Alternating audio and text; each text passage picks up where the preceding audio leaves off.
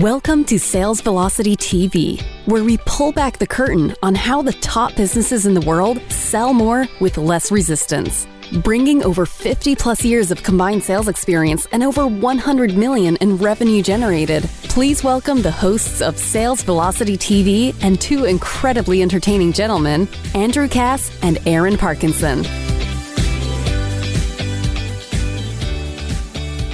Welcome back, everybody, to another episode of Sales Velocity TV. I think this is number 41, Aaron, and I just want to check in with the audience, and I want to make sure we're living up to the two incredibly entertaining gentlemen status that we are so positioned with, that we're so well positioned with when we kick off the show.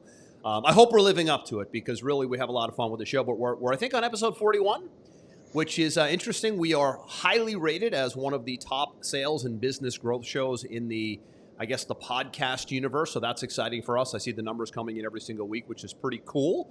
And we got a great one today on authority marketing secrets. Aaron, how are you? It's Friday, man. I'm stoked. I know it's been the same way for you. It's been a crazy busy week.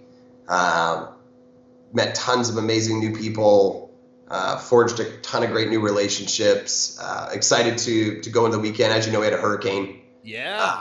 Yeah. Saw that. That was interesting. You go back to the Stone Ages for, 24 hours. You guys had hours. No power for how long? A day? 24 hours? Yeah, we had no power for about 30 hours and tons of trees blown down, a little bit of structural damage, here on the island.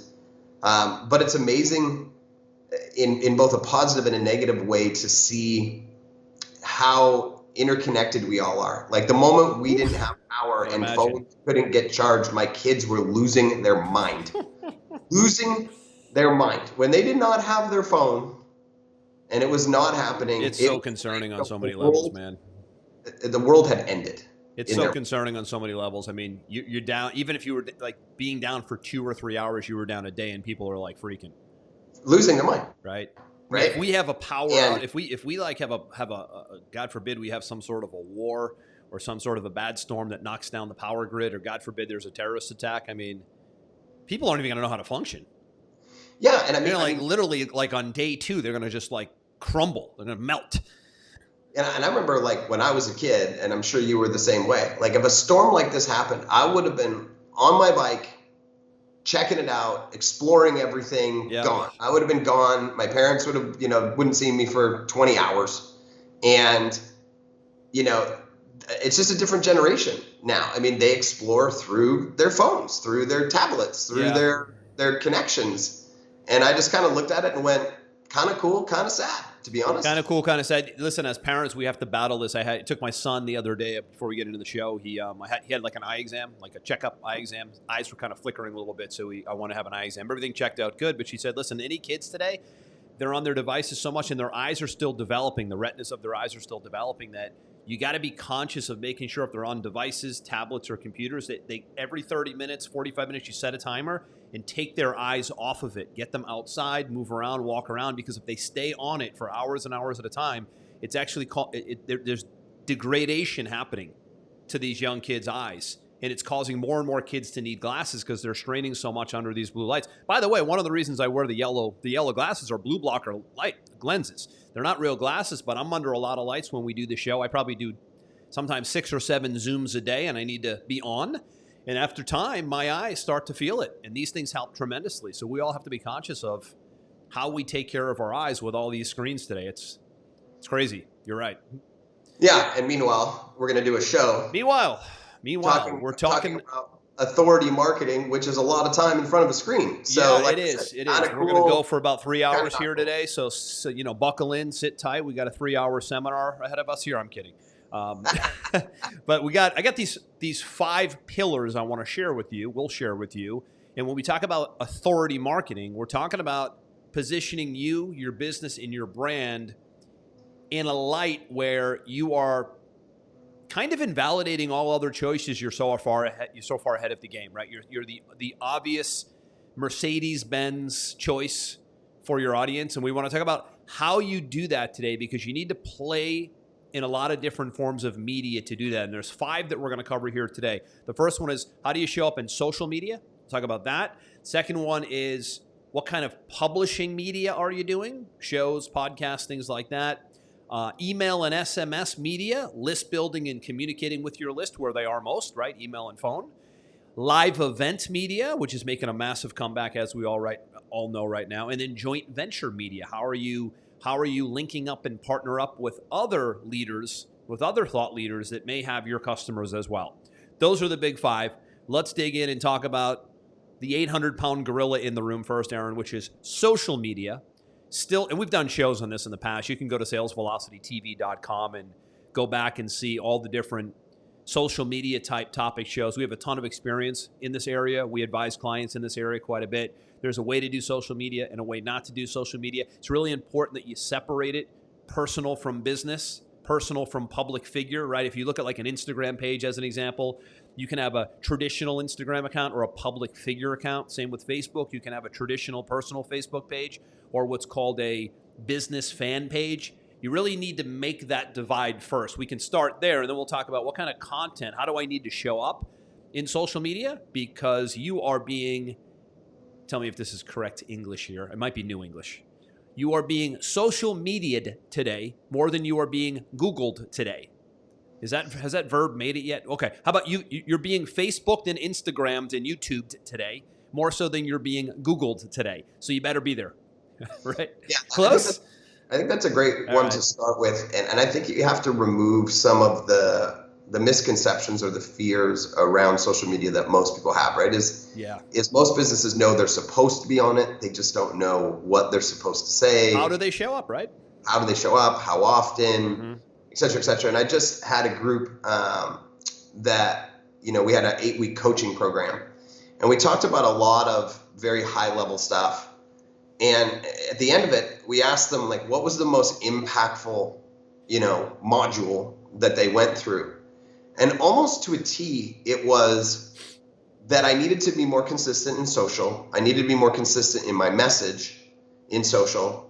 I needed to be more consistent in my posting, right? And as a result, the majority of the people did that, and their leads and their sales went through the roof. And it wasn't. They weren't surprised that their leads and their sales went through the roof.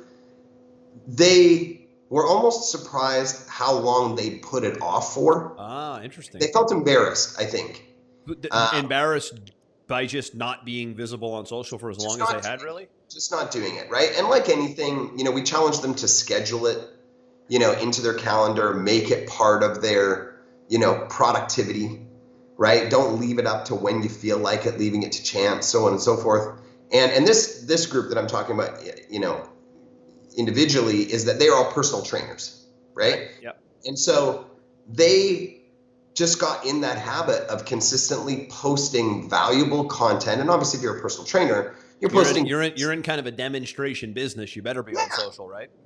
And I showed them, what you and I, understand about content mapping and creating the right content and making sure that they've got their seed language and all their stuff and their USP and a call to action and everything. And just being, consistently giving value and letting people know what they do and who they work with and how they can, be reached, what's the next step. And all they had to do was consistently do 1 to, in some cases, 2 per day, right?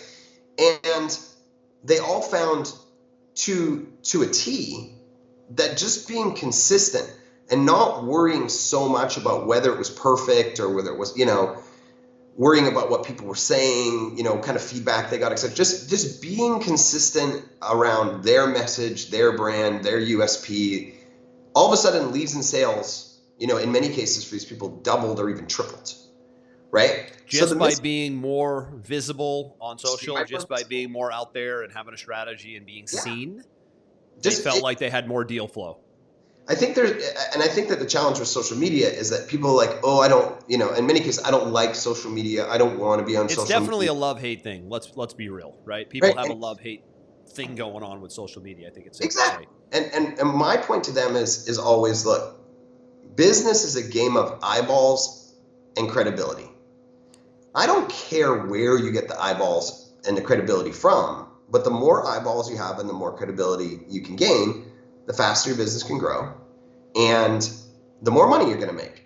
So look at these different types of media that we're talking about today. Remove your personal opinion away from social media. Remove your political view of the different channels, how they handle things, whatever. Remove your ageism beliefs around the different, all the things that you've got wrapped up in your head, and just substitute it with more eyeballs, more credibility. It's a simple shift. Or I'll take it one step further, Aaron. Or use the platforms the same way the owners of the platform use them. They're nothing but massive advertising engines. Do you think Facebook is there to create a lovey-dovey atmosphere for all of you to hang out with and connect with your college buddies? Nope. They're there to get as many eyeballs as they can into one ecosystem so they can sell $1 billion a week in advertising. Correct. Don't be fooled. But hey, here's the deal. Play the game. What's the saying? Don't hate the player, hate the don't hate the player, hate the game. Right. I mean, play the game. You should be using social media for business purposes. You're welcome to hang out and have conversations with friends and connect with people from high school. Certainly there's that element of it. But if you can find a way to crack, this is TV media today, by the way. What TV was when we grew up in the 80s is social media today. It's essentially TV. Right. It's the number one place to advertise if you can make it work. Most people can't make it work. We've done episodes on that as well. But the first step is being there. And how do you be there on Instagram, Facebook, YouTube, and wherever else? Those are the big three. How do you be there organically first? We can always dovetail later. We did it last week, actually. We talked about the advertising side of things and the paid media side of things and the changes with iOS. By the way, that's a great episode to watch. I think it was traffic and conversion that we did last week. There's been a lot of changes on the paid media side of things, but we're talking all organic today. How do you show up, perform, and produce content? And we've got I think you know him as well, because I think he's a member of Pipe. You know, got this personal trainer. He's got a very specific demographic. You know, it's guys about 40 to 50 years old that want to be in some type of competition, you know, like those bodybuilding competitions, you know. So he knows exactly who his niche is. And a couple times a day, does a 2-minute video, gives a little tip on how you can accomplish that, right? He puts in his seed language. I work with guys in their early 40s who, you know, want to succeed in their first or second competition, right? And if you want to work with me and achieve these goals, you know, send me a direct message. Like it's a very simple process, right? It's value. It's almost like a mini info commercial, giving value, teaching, and then, hey, by the way, here's how to get in touch with me. Here's the kind of person I work with. It's textbook. Yeah, and this young guy, super nice guy, kind of shy, to be honest. I think it's taken a lot for him to overcome to be consistent with it over the last year. Right. You know, this one-man operation making $60,000 a month in personal training. Very cool. I mean, think about it. Can you imagine when you were, I think you were a personal trainer way back when I was 19, yeah. When you were 19. My first business, yeah. Can you imagine if I'd said to you at 19 years old, you're going to make $60,000 a month as a personal trainer? You would have said, not possible. At that point, old man, I would just want to make that in a year. That was 25 years ago, right? Yeah. And he works from home and goes to the gym and shoots some videos at home, shoots some videos in the gym. That's it. No overhead, you know? And he does no paid media. It's 100% organic following that he's consistent and persistent at over the course of a year. It's just eyeballs and credibility. That's all it is. Yep, agreed. So think about for you and your business, what is, and I like the path of least resistance when someone's not doing this, right? And that is maybe it's a tip a week. A lot of times when I'm getting somebody to go organic on social media, I say, just produce one thing a week. And normally it's something in video or it's written first and then they do a video about what they wrote. We've talked about this in previous shows. And just get in the habit of doing that one thing a week. It's almost like having a weekly e-newsletter, but make it media driven. So if it's video, it can be used on Facebook, Instagram, YouTube. It can be caught up. It can be transcribed. It can be converted to a PDF. So video is always the way to go because it's top of the totem pole. And you can always chunk video down into written reports, audios. For example, we'll take this whole show today. Our production team will strip out the audio, and this becomes the radio podcast version of Sales Velocity TV. But we start with video. So I think it's really important that if you have a hang up with video, get over it quick or get someone to do it for you and with you. Video works very well, by the way, like we're doing right now. We feed off each other. So if you can get in an interview-like format, or if you can partner with someone or do things with someone. I have another client I can think of that's doing a show. You remember Troy. I sent you a link. Troy's doing a show. He's a financial planner with another financial planner. I think they're calling it, two guys whining about retirement, and they got a bottle of wine, whining, W-I-N-E, whining, and they're drinking wine while they're doing the show. It's super cool, but it's fun, it's entertaining, and now they know, dude, right? I said, guys, just a show a week, and that thing can multiply. It's a spider web effect. That one show per week can be cut up for social media. It can be used on all your platforms. It gets people to know you, like you, and trust you. Blog posts, transcribed, PDFs, show notes. I mean, the list goes on, which takes us perfectly into pillar number 2, which is publishing, which leads back to social media. So if you're kind of like, well, I really don't know what to do on social media and how to present myself or my business, well, you need to start publishing something. Number 2 here, publishing media. What do we mean? This is a publishing asset, Sales Velocity TV. We do it live on Friday mornings in our Facebook group, social media, video at the same time happening. See, there's a couple things happening. It then becomes a YouTube video, of course. It then gets stripped out. Audio goes to about 9 different podcast channels, Apple, Google, Stitcher, Spotify, Amazon, all the big ones, right? It then gets show notes written. Our team will then take out the highlights of this. And we have a website for the show where you can download all the shows, watch all the shows, see the video of the shows, and download it onto your favorite podcast platform. And it becomes what I call a spider web effect. It then gets cut up into little chunks for social media. So there's little 2 and 3 minute tidbits out there saying, hey, here's a quick clip from the show where they talked about authority marketing. If you want to see more, go here. And what happens is this becomes a perpetuating cycle of content that you have all over the place, and you start to become omnipresent in your space. And doing a show, and it's easy to do a podcast if you don't want to go the video route. It's very easy to talk. Anybody can produce audio, right? You got to have some sort of venue, outlet, show, podcast that you have today, because it's so easy to do and it gives you so many assets that you can have multiplied. And that's the publishing piece that I think a lot of people get hung up on too, because they say, well, I don't know where to begin. How could I have a show like you guys? Or what would I say on my podcast? How will I come up with something every week? Like there's all those, what do we call all those?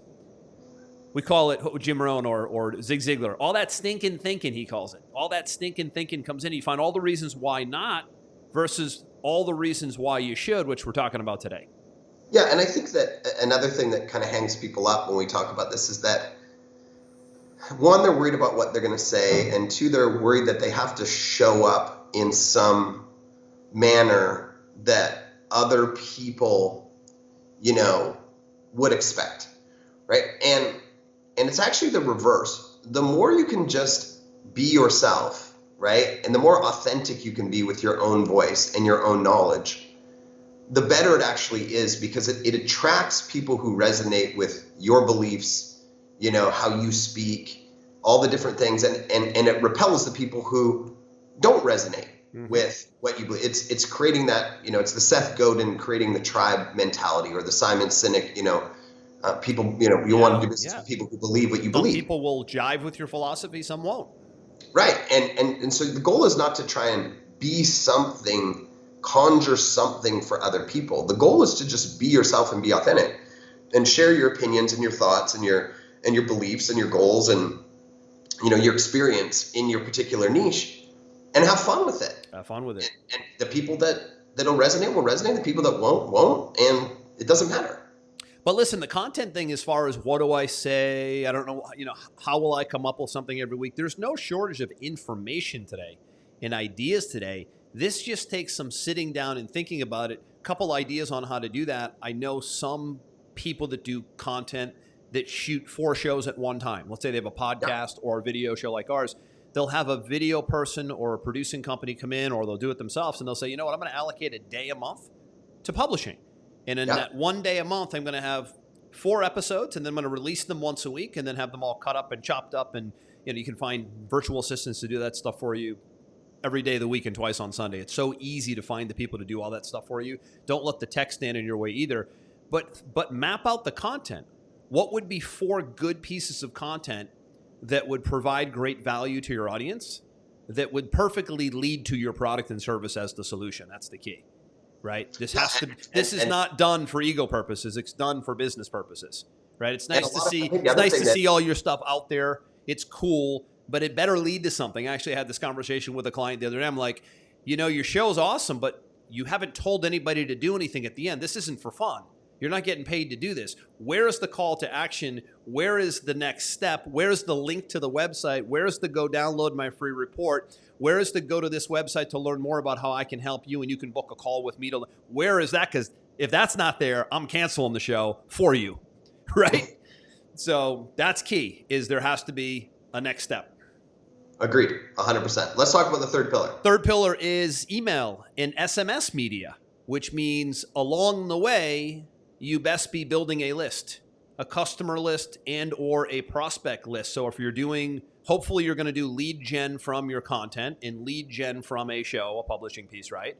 Which would be somebody going and getting a free report, signing up for a webinar. Those are kind of the two biggies today, seeing a demo, signing up for a challenge, taking a survey. If you're not capturing data every single day, hour, minute of the week, you're kidding yourself. Because that is the path to a very big business that you can scale, is the building of a list that precedes the selling. Rarely are you just going to go make rogue sales without building a list. Rarely. We could pull it off, but we've been doing this for collectively 35, 40 plus years. But somebody who's getting started online, you've got to be doing list building. Best if you can be doing email and SMS list building, which means you're acquiring names, emails, and I guess bonus would be mobile phone numbers so that you can do SMS text. That's the key. Yeah, and I think that, again, it still surprises me, but I think so many people underestimate the value of a list. Oh, right? They do. They do, because social media gets in the way. Yeah, and to be honest with you, you have to do social. It's not a if or scenario. You have to do them all. You got to do them all. Right, but we have a client, as you know, Andrew, that is in the financial education space, and probably about 6 months ago now, there was a public company that was doing a private placement offer, and they said, hey, do you think maybe your list might be interested in this, and so on and so forth. And they said, yeah, let's send out an email, see if people want to invest in this. It's a mining company, right? Yeah. They sent 3 emails out, and they raised $123 million in 3 days. 3 days, right? They had no idea that their own email list, they're great at capturing emails. They had no idea how valuable that list was. They actually had to restructure their business because of this newfound knowledge of what they could do. The power of the email list. Yeah, I mean, you and I have we have a really good personal friend that was sick for a couple of years, and he had to live off his email list. He still made $1 million a year living off his email list, right? Just sending out an email a couple times a week. I mean, it is such sometimes with an offer, sometimes just value, right? Good balance. I remember. Yeah, people really underestimate. And a lot of people, I think in their mind, they're like, well, isn't email dead now? Like nobody really reads their email as much as they used to. Yeah, you're right. People read less of their emails than they used to, right? But not dead. Just a dead. little bit more fragmented, but not dead, which means you need to be a little bit better subject lines, different reasons why you're showing up, better with compliance and can spam deliverability. Like you have to play the game a little bit more compliantly now, and then you'll show up much different than everybody else who just wants to blast stuff out for no reason, right? Yeah, having a weekly e-newsletter is to me, there's almost no business that shouldn't have a weekly e-newsletter at bare minimum. Weekly communication once a week, bare minimum. Don't even start with the monthly. You're completely lost in email. If you're waiting a month to communicate with your customers by email, you may as well just hang it up right now, because they're going to forget about you in like 10 days. Forget a month. Yeah, I agree. And I think that the point that I was kind of circling around to was that people love to make excuses to not do the thing, right? Well, people aren't really watching TV anymore. They're on YouTube. So this is what I meant earlier about finding reasons why not instead of reasons why. Yeah, maybe I should. TV's a dying thing. I shouldn't be in it. Yet the most expensive commercials on the planet are still the Super Bowl. That's the most expensive advertising, right? It's the most eyeballs watching one thing at one time every single year without fail, right? Or, I don't think I should do email. There's people doing hundreds of millions of dollars a year strictly through email, right? Or maybe I shouldn't do text because blah, blah, blah, somebody might not like my text, right? The answer throw in an unsubscribe link and get over it. Right. The answer isn't, or the question isn't which one should you do.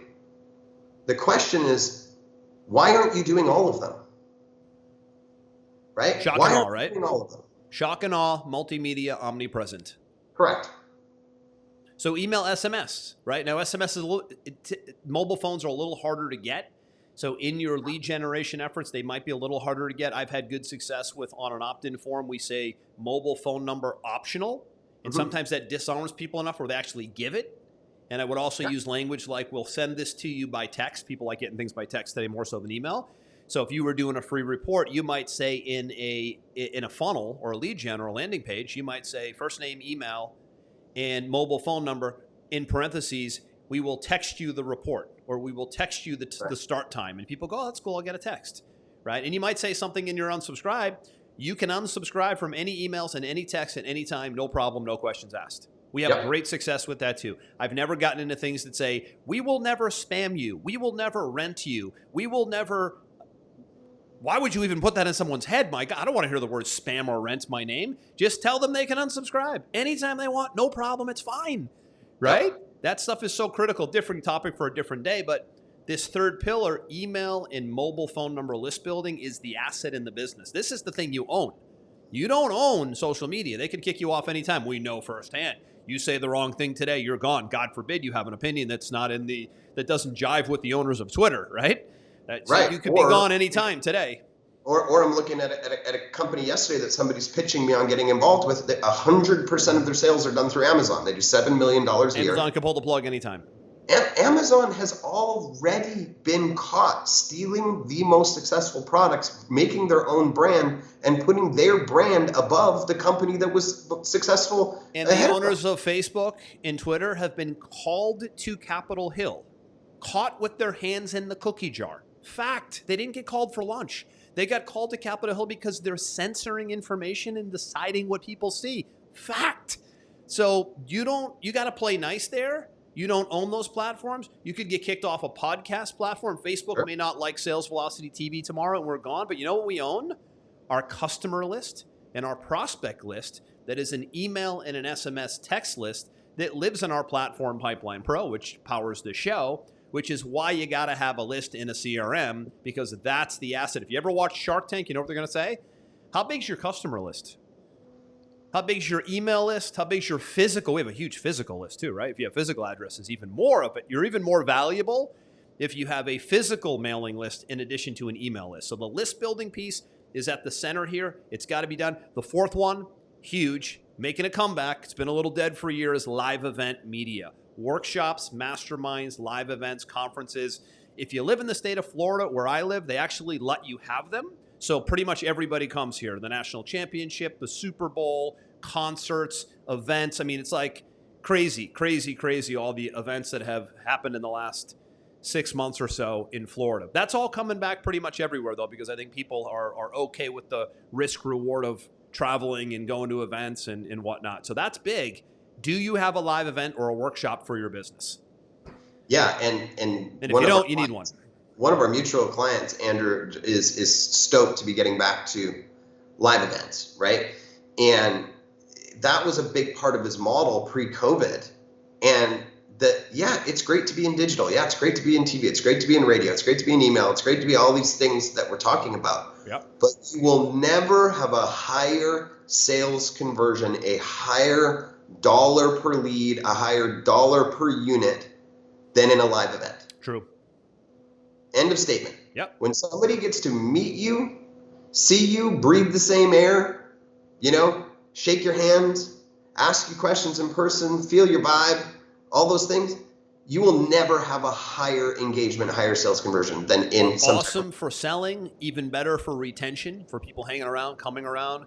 People love having a place to go. I mean, we're getting ready 2022. We put our first annual conference on the calendar, and we say annual because it's going to happen every year, maybe even twice a year. People like getting around people, connecting and networking with like-minded people on a regular basis. I mean, Aaron, you were in Miami at my office last week. I've been running a private mastermind group with 7 to 8 multi-million-dollar business owners for 10 straight years. I took 2 months off during the pandemic. 2. Not 15, not 12, 2. We missed 2 months. We've never missed a month of spending a day together, disconnected from the business, meeting about what's working, what's not working, where I'm hung up, where I'm not hung up, where my personal, professional, all ways to work on the business, not in the business. I've been running those kind of venues now, like I said, for a decade plus. And it is really, really important because people love to get around, especially more so today than ever. We're like itching to get more live and in more of those environments. So find that media. It's all media. Find that media for your business. What live event, workshop, conference can you put on the calendar to bring people together, to obviously get them to be more open to buying more stuff, and ultimately becoming bigger, better, longer term clients. It's just math on the live event thing. It's so simple.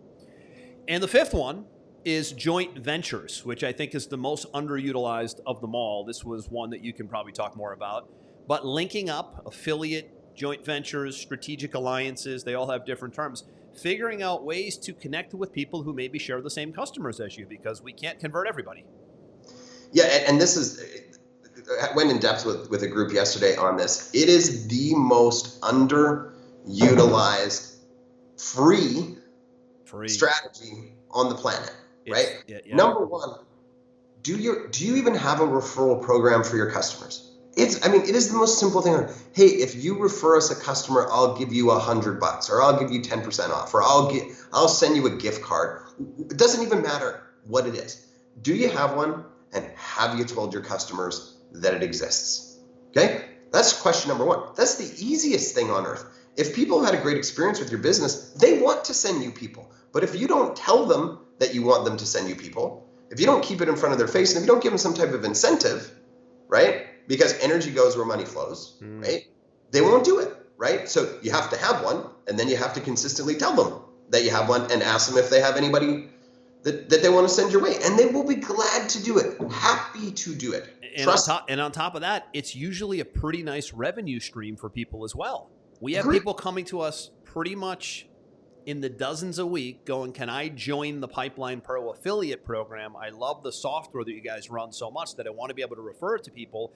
And since there's a 30% residual recurring income every month on using the software, it's like, that stacks up, right? Yeah. So if you become an affiliate, or you make your product an affiliatized product, a referral-based product, you're going to get a lot of deals that you never would have got, because other people know other people who know other people, and that becomes pretty powerful. That becomes a multiplication effect also.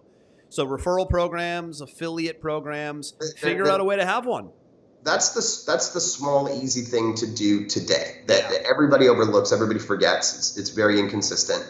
The second thing is sort of the bigger reach, right? Which is starting to think about other businesses that you know, or people that you know that have synergistic customer overlap, right? Mm-hmm. So I'm going to give you a real life example, right? You know, Andrew and I own Pipe together, and I'm also the CEO of a marketing agency, right? I know a guy who teaches. He is the highest rated teacher. You know him, Andrew, as well. He's the highest rated teacher for selling coaching programs online. All he does is coach salespeople to be good on Zoom. That's his whole business. And then he staffs other companies with those salespeople, right? So here's a guy who has this massive sales organization. What are the chances that those salespeople are going to be working in a company who could use my marketing services, right? Very, very, very high. They're very high. There's a lot of overlap there. So I reached out to him. We had a conversation. I said, hey, I would love to set up a joint venture with you and make you part of my referral program, and I'll pay you, a good chunk of money if you send anybody there. That one guy, he was like, yeah, absolutely. Let me test you out. All of a sudden he realized we were really good at what we did, which makes his life, easier with his business because he has the salespeople, right? He sent me about $400,000 in business this year. That one relationship, right? Because I thought about it for a second. I said, where would there be overlap? Where could I offer value? I did a little mini training for his group. I set up an agreement with him, and I follow up with him once every 2 weeks, right? There's hundreds of these types of businesses all over the world in your niche. Whatever niche you're in, And you might be saying to yourself, well, I can't think of any right now. That's because you're lazy and you haven't taken 5 minutes to actually do some work. It's the same conversation as you can find content too. Take the time to do the work to organize the content. Same thing. Take the time to do the work to find the joint ventures. Sure. Joint ventures can They're come there. From other companies, physical, digital, Facebook groups, email lists, SMSs. Your local chamber of commerce. I don't care. There's a million of them. Stop being lazy. Go establish the relationships and have, 20 of these. Mutually beneficial relationships where you can feed business back and forth and share in the money. Right. I'm thinking as you're talking, Aaron, I'm thinking about we have about 3 I call it strategic alliances, but it's joint venture, right? Yeah. We have 3 joint venture vendors that I'm thinking about right now that bring their services to the table that we make available to all of our members, and in turn we make a huge chunk of money every month from the services that they sell to our members, which we vet very closely. We bring the right complementary partners into our ecosystem that can help and add value. And boy, oh boy, it's a win-win all around. It's a win for them. It's a win for us. It's a win for, so you're creating usually a trifecta win, right? Yep. Win for you, win for your customers, and win for the person you're sending the business to, or vice versa. Huge, and all free. This is all just being a connector and a networker and a politician and just having conversations. That's what that's about. And I want to give everybody one really important tip if you're going to go down this road that I had to learn on my own, right? You're going to have so many people that you meet that want to help you, because as humans, most humans want to help other humans, right? And what they'll say to you is, I'm happy to send people if I find somebody that's a good fit for you. You don't need to pay me anything, okay? Wrong. I tell every single person who says it to me, I don't care what you say. I'm sending you a referral agreement and I'm sending you money. When you say, honestly, bro, I don't need it. Yeah. No. And I signed them up, and all of a sudden they send me one person, and I send them cash, and it's all of a sudden like it became 10 more behind it. Right? The moment you send somebody cash, watch how many more they send you. I agree. They send you one person and they don't get any cash. It's just one of those things that they're never thinking about. That blah, blah, blah. I can't get cash fast enough into these people's hands the moment they send it. Very smart on your end to do that, because most people don't formalize it like that, and they should, right? Absolutely. I spend on average in one of my companies right now about $30,000 a month in referral fees. But it's money you wouldn't have had, as you know. Correct. So you're glad to send it because the top line money you wouldn't have had. It's just part of my ad budget. Yeah. Right? Instead of having to allocate it to TV or YouTube or whatever, I'm just allocating it to another form of media. And that's the purpose of today's conversation, is we're talking about these different, you're leveraging other people's audiences. Mm-hmm. That gives you instant authority in that group that you didn't otherwise have. Right? So make a list of the top 20, synergistic businesses that you could partner with. Reach out to them, have the conversation. Nobody doesn't want free money, right? Like, it's not like it's a difficult conversation. Could we maybe do something together and I could send you some free money? Okay.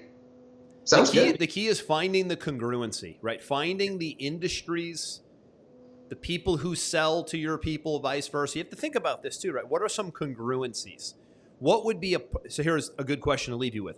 What would be a good product or service that I could add to my offerings that I don't fulfill, that I bring someone in to fulfill? That's the key here, is no work. And I could make money selling it to my customers, and then the vendor would make money as well, and the client would get great value. So there's also a play here for if you need to develop other products and services. Don't think you need to be the developer and the fulfiller of all the products and services.